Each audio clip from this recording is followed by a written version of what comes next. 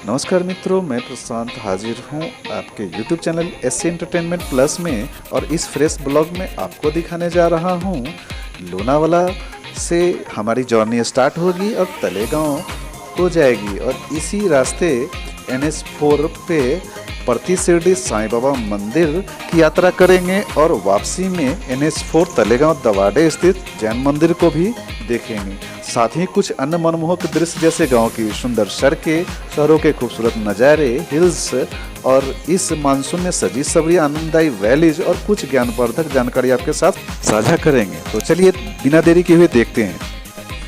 Welcome in our YouTube channel SC Entertainment Plus, everything for entertainment and motivation. If you haven't subscribed it, please subscribe and press the bell icon to watch our video first. तो दोस्तों, हमने अपनी यात्रा शुरू की खंडाला से तलेगांव की ओर और खंडाला से हम लोग निकल पड़े हैं।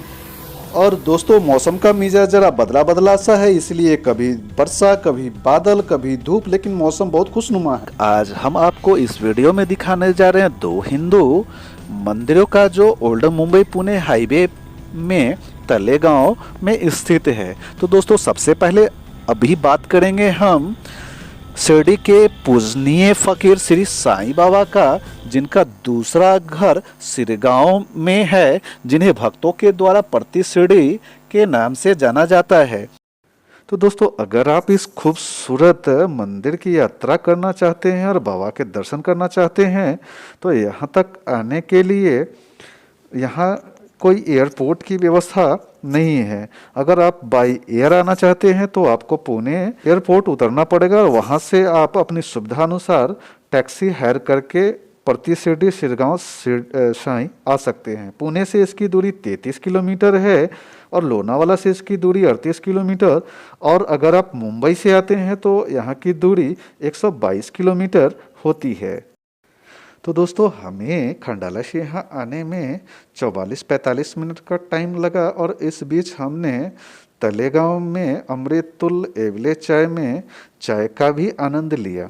और दोस्तों, अब हम पहुँच गए हैं प्रति शिरडी सिरगांव साईं बाबा मंदिर पे, और आप जो हमारे पीछे देख रहे हैं वह वर्ष 2009 में बनाया गया अन्नछत्र एक महलनुमा भवन है, जो एक बार में 1500 से अधिक भक्तों को भोजन परोस सकता है।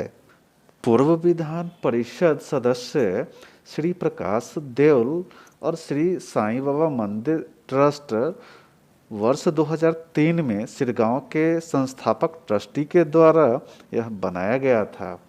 यह एक तरह का चमत्कार था, क्योंकि एक सक्रिय राजनेता श्री देओल ने अध्यात्म की ओर रुख किया और सिरगांव के इस गैर वर्णित गांव में शिरडी साईं बाबा का मंदिर की एक एक इंच प्राकृतिक और हूबहू बनाने का फैसला लिया। और देखा जाए तो दोस्तों, मंदिर का काम शुरू होने के ठीक 9 महीने और 9 दिन बाद ही शहर की हलचल से दूर हरे भरे खेतों में यह प्रभावशाली मंदिर आज आपके सामने में है। प्रति शिरडी मंदिर की एक समान प्रति है, और यहाँ का हर पहलू मूल संरचना के जैसा ही दिखता है, चाहे वह गुरु स्थान हो, समाधि मंदिर हो, चावड़ी, द्वारका माई या दीक्षितवाड़ा। जिस सटीकता के साथ हर मिनट के विवरण को दोहराया गया है, वह कई पंडितों के लिए विस्मय निश्चय ही छोड़ जाता है। तो दोस्तों, खेद के साथ हमें यह बताना पड़ रहा है कि फ़िलहाल मंदिर लॉकडाउन की वजह से अभी भी खुला नहीं है, इसलिए हमें नेक्स्ट गंतव्य की ओर चल पड़े हैं, और अपने किसी नेक्स्ट वीडियो में निश्चय ही आपको साईं बाबा मंदिर का दर्शन कराएंगे, इसका भरोसा दिलाते हैं। और दोस्तों, अब हम पहुंच चुके हैं उस दूसरे गंतव्य में, जिसका नाम है अभिनव तीर्थ श्री पार्श्व प्रज्ञालय जैन मंदिर, जो तलेगांव से लगभग 6 किलोमीटर की दूरी है, जो 10-15 मिनट में हम लोग यहाँ पहुँच चुके हैं।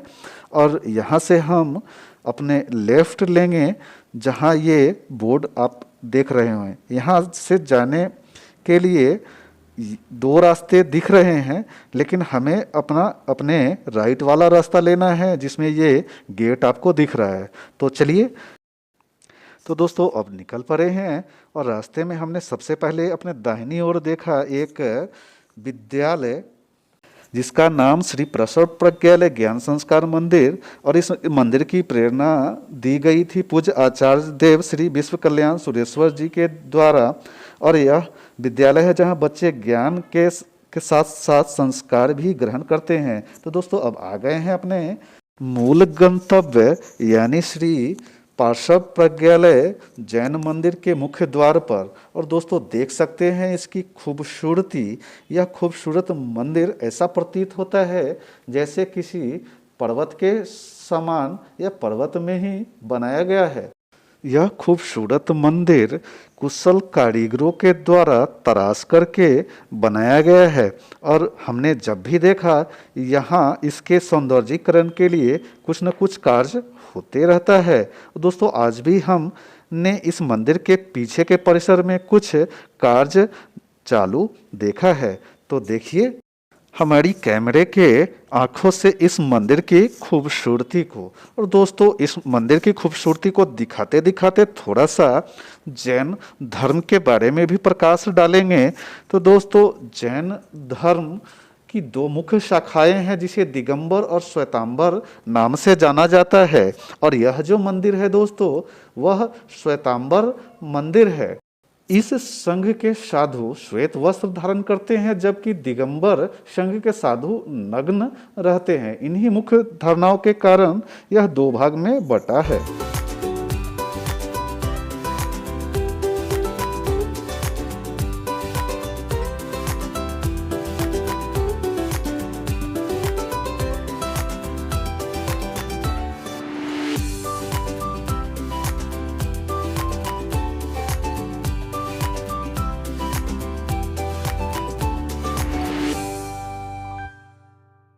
इस मंदिर की जितनी भी तारीफ की जाए कम है। शिल्पकार ने एक एक पिलर पे अपनी सारी कला उकेर के रख दी हो ऐसा प्रतीत होता है। खंभे, मेहराब, मंडप पे उकेरी गई सुंदर आकृतियाँ जिसमें फूलों, पंखुड़िकाओं और जैन पुराण के दृश्यों की नक्काशी की गई है। साथ ही इन चित्रों में वाहन भी दिखाए गए हैं। तो दोस्तों अब आप देख रहे हैं सीआरपीएफ लिखा हुआ लैंडस्केप जो कि पास ही में सीआरपीएफ के कैंप हैं और उनके सैन्य बलों द्वारा बनाया गया है। तो दोस्तों देखिए साथ ही साथ तलेगांव सिटी का यह खूबसूरत नज़ारा।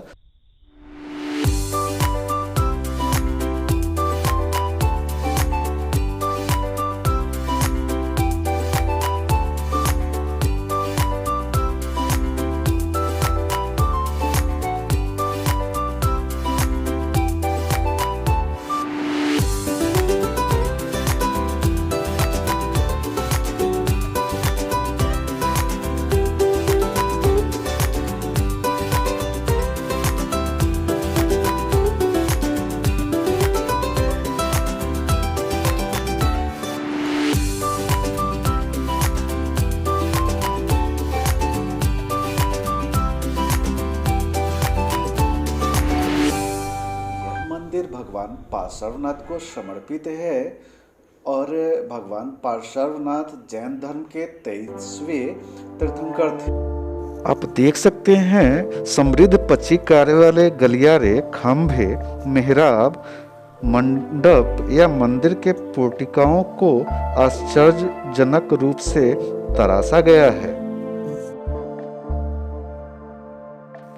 मंदिर का यह भाग गलियारा है जो मुख्य मंदिरों से घिरे हुए होते हैं और खुले आंगन में मुख्य मंदिर तथा गलियारों में तीर्थंकरों की छोटी छोटी मूर्तियां होती है। और इन छोटी छोटी मूर्तियों में कुछ मुख्य नाम जो आते हैं श्री शांतिनाथ जी भगवान, श्री आदिनाथ जी भगवान, श्री विमलनाथ जी महाराज, श्री चिंतामणि पार्श्वनाथ भगवान, श्री वासु पूज्य स्वामी भगवान और जीरा वाला पार्श्वनाथ जी भगवान आदि मुख्य हैं। तो दोस्तों हमें पता नहीं था कि यहाँ इस मंदिर में मूर्तियों की वीडियोग्राफी करना या फोटोग्राफी करना मना ही है। हमें बाद में पता चला जो पंडित पुजारी थे उन्होंने बताया कि ट्रस्ट की ओर से यहाँ मूर्तियों की फोटोग्राफी करने की मनाही है, तो एज पॉसिबल हमने दिखाने की कोशिश किया है।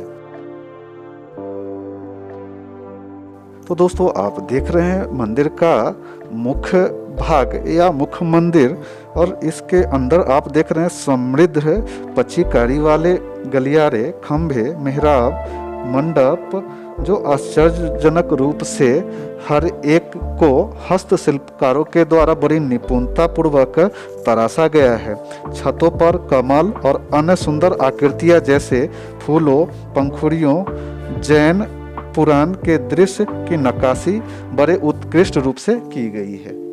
अब आप गर्भगृह में स्थित मुख्य मूर्ति को देख रहे हैं, जो श्री पार्श्वनाथ भगवान की मूर्ति है। इसके साथ अन्य कई मूर्तियां हैं।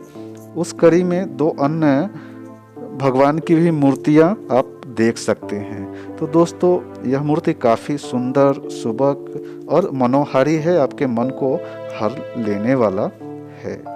दोस्तों हमें लगता है कि हमारे साथ साथ आपको भी यहाँ के दर्शन करके परम आनंद, शांति और सुकून निश्चय ही अनुभव हुआ होगा।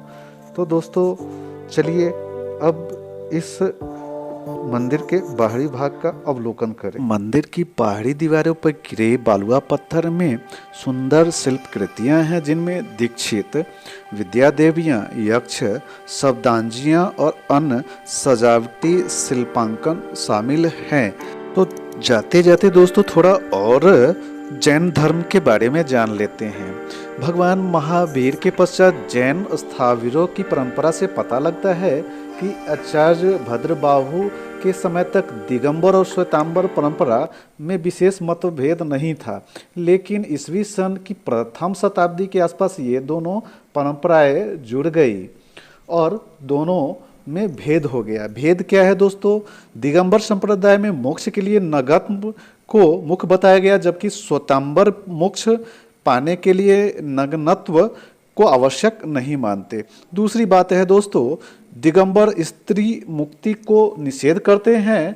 श्वेतांबर में 19वें तीर्थंकर मल्लीनाथ को मल्लिका कुमारी के रूप में स्वीकार किया गया था। इसका मतलब है कि श्वेतांबर में स्त्री निषेध नहीं है। तीसरा, दिगंबर श्वेतांबर संप्रदाय द्वारा मान्य आगम ग्रंथों को प्रमाणिक नहीं मानते हैं। चौथा, दिगंबर संप्रदाय सर्वज्ञ भगवान केवल ज्ञानी हो जाने पर ही कवलाहार नहीं करते। तो यही कुछ मतभेद दोस्तों देखे गए थे। मूर्ति पूजक और स्थानक निवासी श्वेतांबरों के 2 भेद हैं। श्वेतांबर मूर्ति पूजकों को पुजेरा, मूर्ति पूजक देरावासी अथवा मंदिर मार्गी भी कहा जाता है। तो दोस्तों हमारी द्वारा दी गई जानकारियाँ तथा दृश्य आपको अच्छा लगा होगा। वीडियो बनाने में बहुत मेहनत लगती है। हमारे मेहनत को सार्थक करने के लिए हमारे चैनल को सब्सक्राइब कीजिए, लाइक कीजिए और अपने दोस्तों को साझा कीजिए। और मिलते हैं फिर एक नए वीडियो के साथ। तब तक के लिए टेक केयर, बाय बाय, जय हिंद, जय भारत दोस्तों।